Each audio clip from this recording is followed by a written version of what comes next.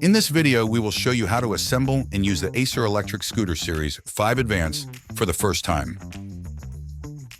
In the box, you will find main scooter body, hexagonal wrench and screws, charger, warranty booklet, and user manual. Remember to read user's manual carefully. Read it like there is no tomorrow. Your city can be your playground, but first things first. Lift up the front tube and handlebar. Lock the folding lever.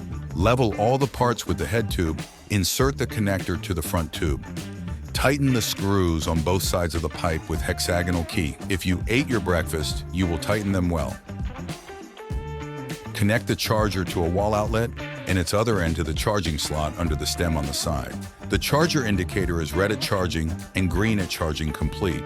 When the battery is charged, unplug the charger. You won't need it during the ride.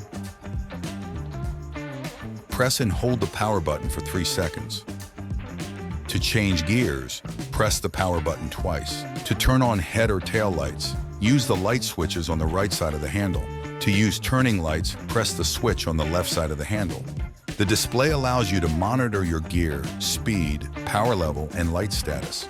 And you can do all these things within the app. We left the riding function the only thing you have to do yourself. To start the ride, put your foot on the footstep and push the ground with the other foot.